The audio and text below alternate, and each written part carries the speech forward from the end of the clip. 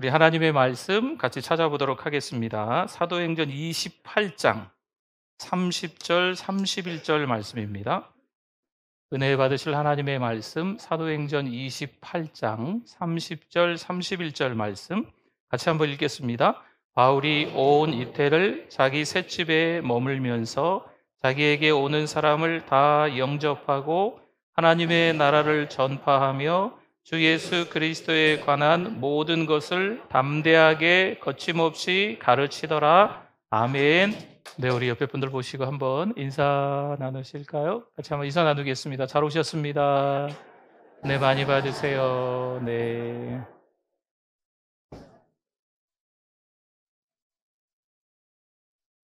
네. 요즘 참 이렇게 힘드신 것 같아요. 그렇죠? 만나는 분들마다 참 힘들다, 어렵다. IMF 때보다 어렵다.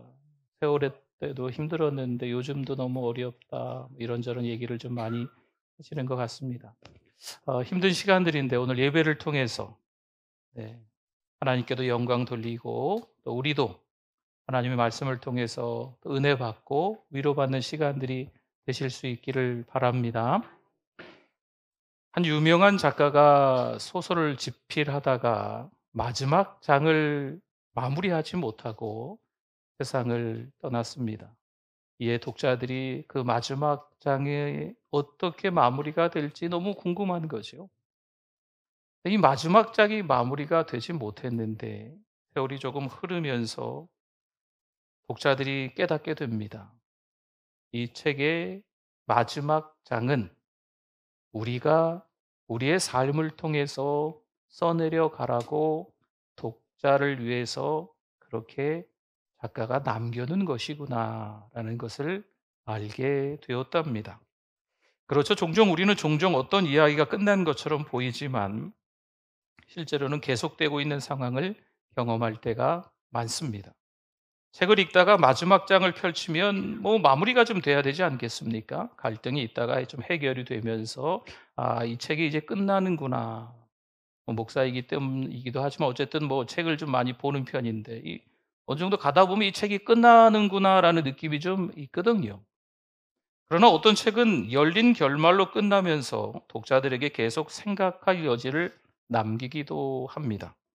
영화나 드라마에서도 모든 사건이 해결되며 끝나는 경우가 있는가 하면 열린 결말이라고 하지요. 결말을 다 우리들에게, 독자들에게, 시청자들에게 맡기는 거죠. 이렇게 끝나는 것도 좀 있습니다. 이와 비슷하게 사도행전도 사실 끝나지 않는 이야기로 마무리가 됩니다. 아시는 것처럼 창세기는 요셉의 죽음으로 마무리가 되지요. 신명기는 모세의 죽음으로 마무리가 돼요. 여호수아서는 여호수아의 죽음으로 그렇게 끝이 납니다. 성경의 역사서는 한 인물의 사역이나 생애의 마무리를 기록하며 끝을 맺습니다. 그런데 우리가 지금 오랫동안 보았던 이 사도행전은 오늘 마지막 장을 보고 끝을 내는데요. 이 사도행전은 좀 다릅니다. 마지막 장인데 바울이 복음을 전하는 장면으로 끝나요. 담대하게 거침없이 복음을 전하더라 이런 식으로 얘기하면서 마치 열린 결말로 그렇게 끝나는 거죠. 사도행전의 이 마지막 구절은 마치 한 권의 책이 끝난 것이 아니라 새로운 장이 시작되는 것처럼 보여집니다. 바울이 풀려났다 혹은 바울이 순교했다 이렇게 끝나야 될 것 같은데 그렇지 않은 거죠. 단지 바울이 계속해서 담대하게 거침없이 복음을 전했다 이런 말로 마무리 아닌 마무리가 되는 겁니다. 사도행전의 이야기는 끝난 것처럼 보이지만 사실은 지금도 계속되고 있다는 것입니다. 사도행전이 열린 결말로 끝나는 이유가 뭘까요? 왜냐하면 복음의 역사는 멈춘 것이 아니라 지금도 계속되고 있다라는 것을 하나님께서 보여주시는 의도 때문입니다. 성도 여러분, 사도행전 29장은 아직도 쓰여지고 있는 거죠. 보시면 오늘 28장을 봤어요. 28장 맨 끝절을 봤는데 29장은 지금도 쓰여지고 있다는 이야기입니다. 그것은 바로 우리의 삶을 통해 계속되고 있는 이야기입니다. 오늘 우리는 사도행전의 마지막 장을 통해 복음은 결코 갇히지 않는다라는 진리를 함께 살펴보며 우리가 그 복음의 이야기 속에서 어떤 역할을 감당해야 되는지 보도록 하겠습니다. 먼저 사도행전의 시작을 보면 예수님께서는 부활하시고 승천하시며 제자들에게 아주 분명한 명령을 하시는 것을 볼 수 있습니다. 사도행전 1장 8절에 보니까요, 오직 성령이 너희에게 임하시면 너희가 뭘 받아요? 권능, 능력을 받고, 성령의 능력을 받고 예루살렘과 온 유대와 사마리아와 땅끝까지 이르러 내 증인이 되리라 하시니라. 아멘. 예수님의 이 말씀은 단순한 권면, 우리를 향해서 어떤 권면이 아니고 이것은 복음의 확장을 향한 하나님의 계획과 약속입니다. 그리고 사도행전 전체는 이 약속이 실제로 어떻게 성취되었는지를 보여주고 있는 기록입니다. 복음은 말씀하신 대로 점점 더 사도행전에 보면 확장되는 것을 볼 수가 있어요. 먼저 1장에서 7장을 보면 예루살렘에서 성령 강림 이후 초대교회가 탄생하고 많은 사람이 예수님을 믿습니다. 물론 박해도 있습니다. 그 다음 8장에서 12장에 보면 스데반의 순교 이후에 예루살렘 교회에 더 심한 박해가 일어나는 장면이 있어요. 하지만 이 박해를 통해 성도들이 어디로 흩어집니까? 디아스포라, 유대와 사마리아로 흩어지는 장면들이 있어요. 오히려 그들이 간 곳마다 복음이 전파되죠. 그리고 13장에서 28장까지를 보면 바울과 함께하는 선교 사역이 본격화되고 복음은 결국 어디까지 도달했어요? 로마까지 도달하는 것을 볼 수가 있습니다. 성도 여러분, 그러나 이 과정이 순탄했을까요?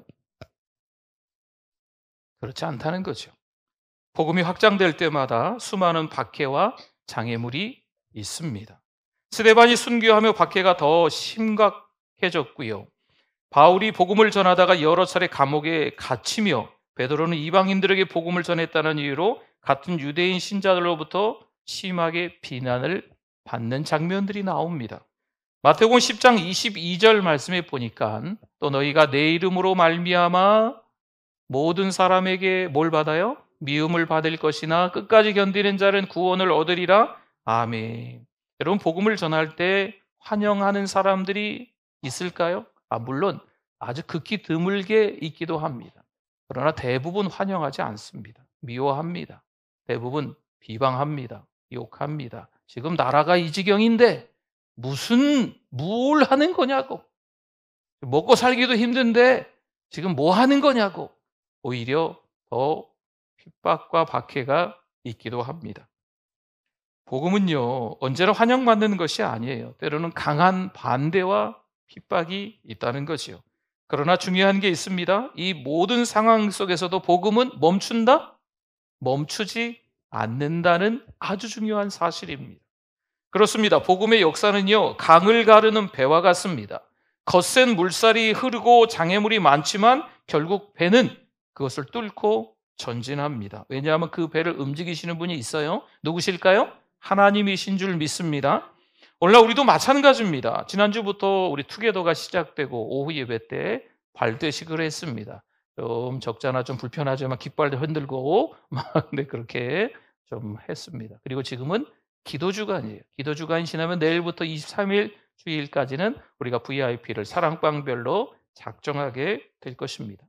여러분, 영혼을 사랑하는 마음으로 하나님 구령의 열정을 주세요, 복음을 전하게 해주세요 라고 하면 모든 일들이 하나님의 일을 감당하는 거니까 다 잘 돼야 하지 않겠습니까? 그러나 놀라지 마십시오. 우리가 복음을 전할 때 반대가 있습니다. 복음을 전할 때 어려움이 찾아옵니다. 여러분, 이건 영적 전쟁이라고 해요. 내가 복음을 전하려고 하는데 내가 뭔가 특별히 이번 기회에 영혼을 살리는 일에 동참하려고 하는데 바빠요. 아파요. 뭐 딴 일이 생겨요. 딴 데 관심을 갖고 딴 데 집중해야 되는 여러 가지 상황과 환경들이 만들어진다는 거죠. 여러분, 이건 영적 전쟁이에요.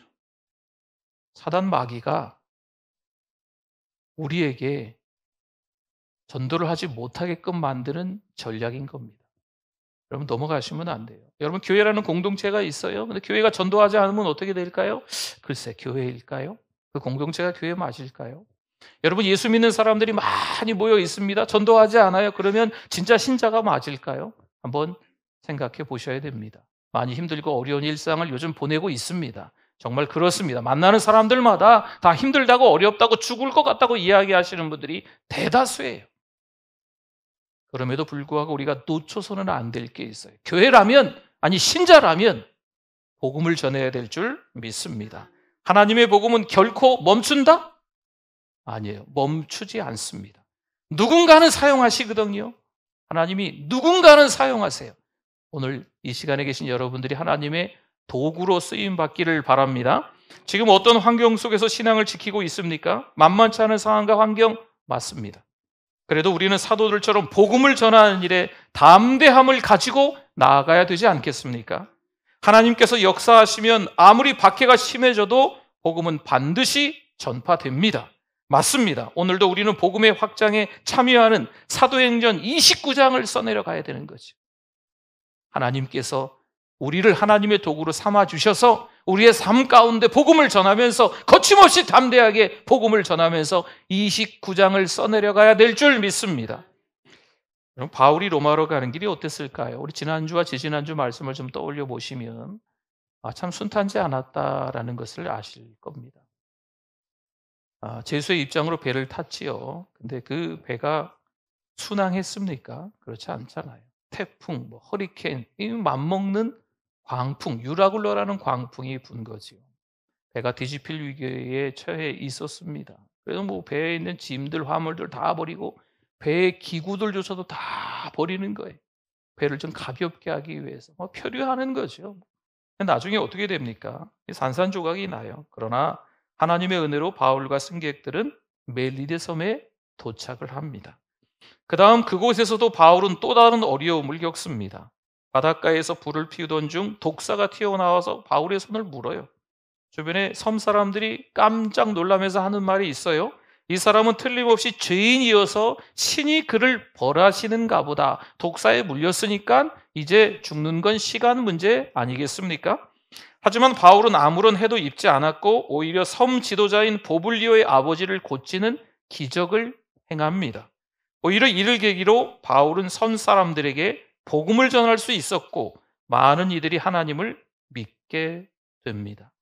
하나님은요, 우리의 상황에 따라서 환경에 따라서 복음을 전할 때다, 전하지 않을 때다라고 얘기하시는 게 아니에요. 때를 얻든지 못 얻든지 복음을 전해야 될 줄 믿습니다.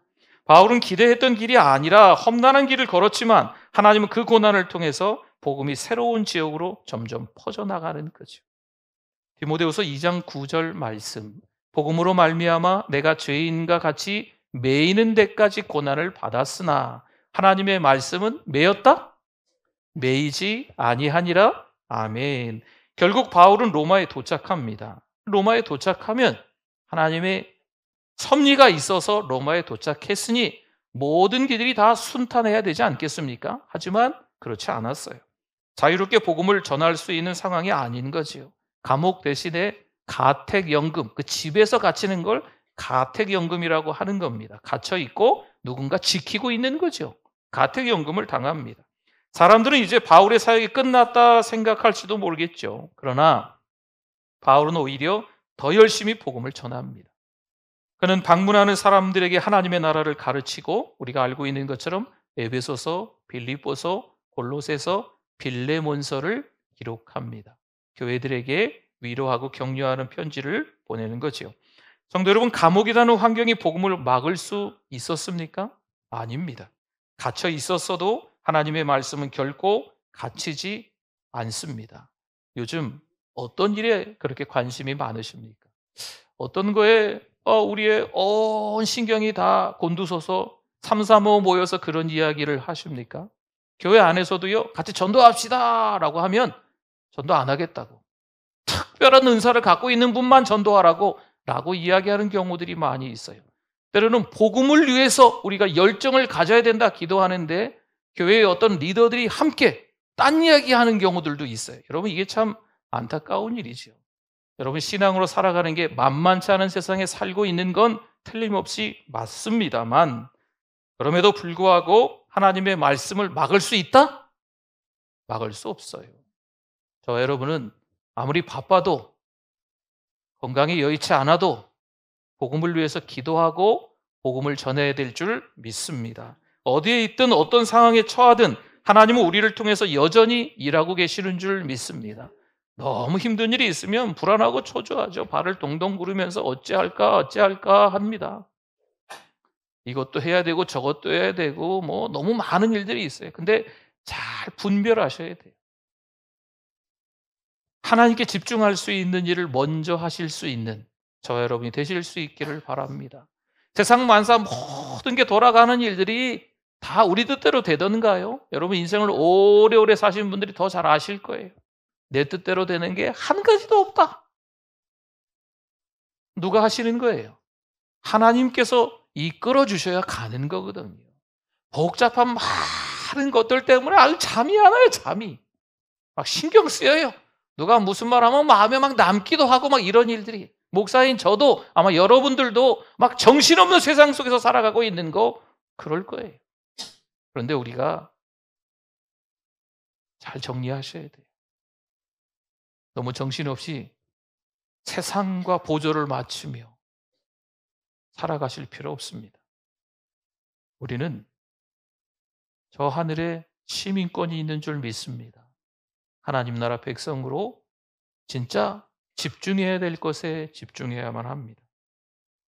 사도행전의 마지막 장, 마지막 절, 30절, 31절 오늘 읽었었는데요.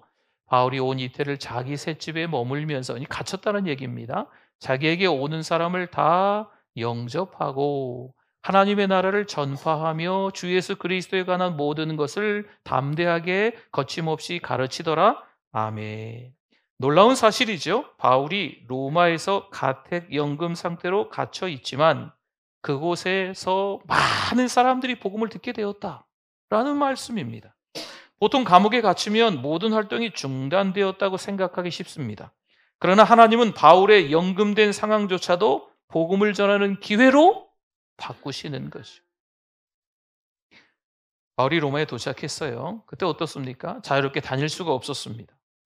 황제에게 재판을 기다리는 제수의 신분이었습니다. 그리고 밖에는 군인들의 감시가 있었습니다.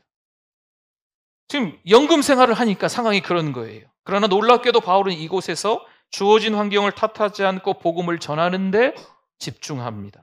그에게 찾아온 사람들을 영접하며 하나님의 나라를 전파해요. 사람들은요, 바울이 갇혔다는 소식을 듣고 궁금해하며 찾아왔고, 바울은 그들에게 누구를 전합니까? 예수 그리스도를 전하는 거죠. 그는 감옥에 갇혀 있지만 복음은 갇혀 있지 않았습니다. 빌립보서 1장 12절 13절 말씀에 형제들아 내가 당한 일이 도리어 복음 전파에 진전이 된 줄을 너희가 알기를 원하노라.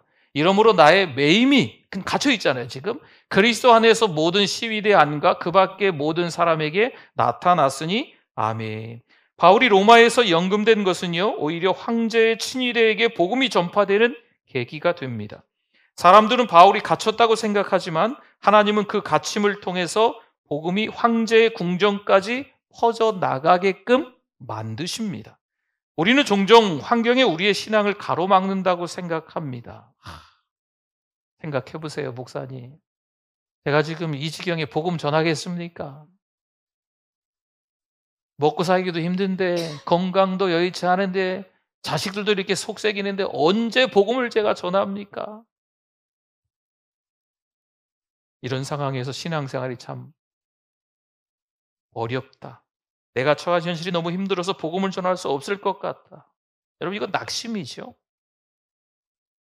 신자인데 신자의 길을 포기하는, 이건 절망입니다. 성도 여러분, 하나님의 복음은 환경에 제한받지 않습니다. 중요한 것은요, 하나님의 뜻을 신뢰하며 나아가느냐, 이것이 중요한 거예요.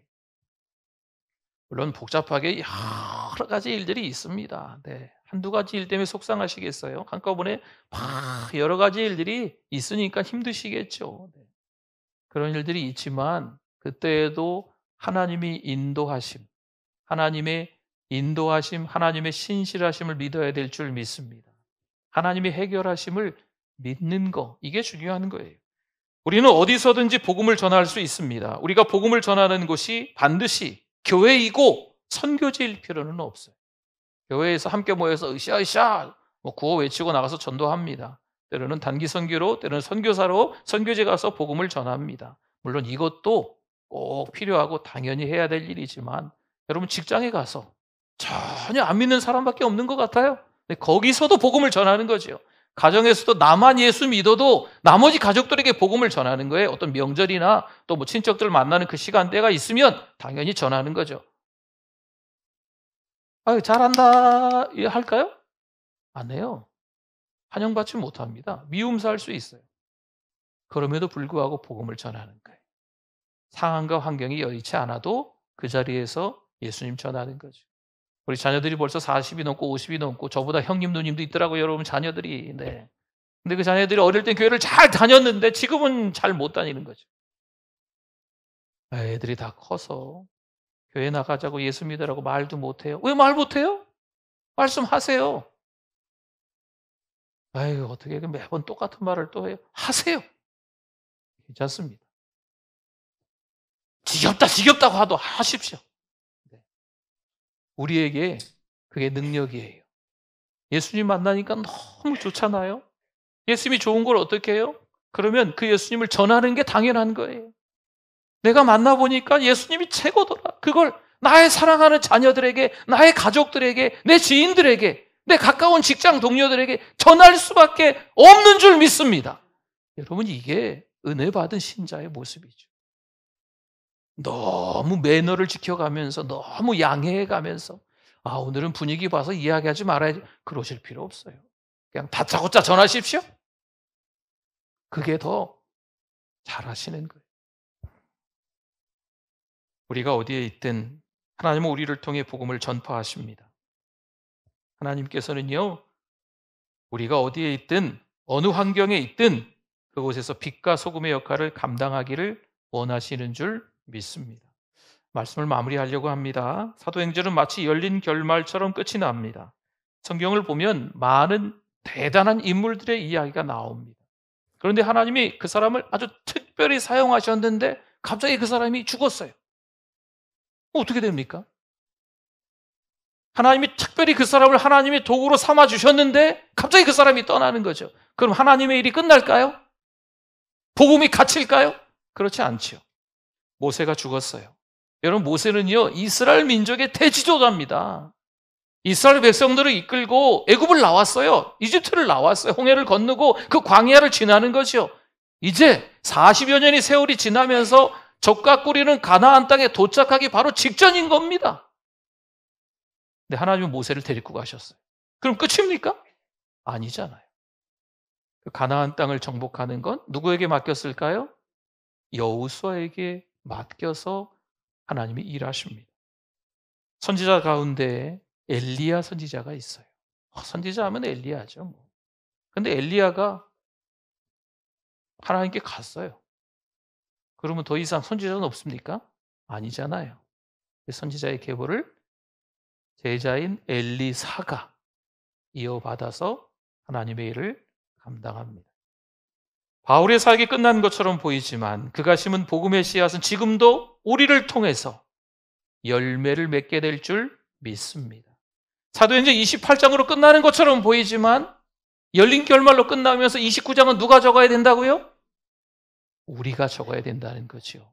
우리가 29장을 우리의 삶을 통해서, 전도자의 삶을 통해서 담대하게 거침없이 복음을 전하면서 29장을 써 내려가야 될 줄 믿습니다.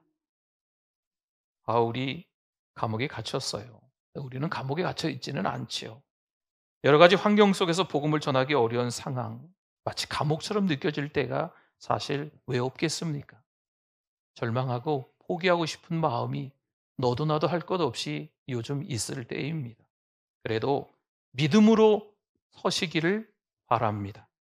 왜냐하면 복음은 결코 갇히지 않기 때문인 거예요. 우린 지금 어디에 있습니까? 하나님은 그 자리에서 우리를 통해 어떤 복음의 역사를 이루길 원하실까요? 오늘도 우리를 통해 쓰여지는 사도행전 29장을 기대하며 복음은 결코 갇히지 않는다는 믿음으로 살아가실 수 있기를 소망합니다. 아멘. 그 말씀을 기억하고 우리 주여 한번 부르시고 기도합니다. 주여 하나님 아버지 감사합니다. 믿음으로 살아가야 되는데 너무 대충대충 살아가는 목사인 저 자신이 하나님 앞에 회개합니다. 하나님의 말씀을 따라서 기도하며 영혼을 살린 일에 더 최선을 다해야 되는 하나님 아버지 자꾸 주저앉아 있을 때가 있는 우리들입니다. 용서하여 주시옵소서. 어떤 상황과 환경에서든지 복음은 갇히지 않는다는 말씀을 기억해서 오늘 바울처럼 담대하게 거침없이 복음 전하며 살아갈 수 있는 우리들 되게 하여 주시옵소서. 하나님 아버지 회개합니다. 복음을 전하지 못했습니다. 회개합니다. 다시 복음을 전하기를 원합니다. 성령 충만하여서 사명자로 살아가는 우리들 되게 하여 주시옵소서. 예수님의 이름으로 기도드립니다. 아멘.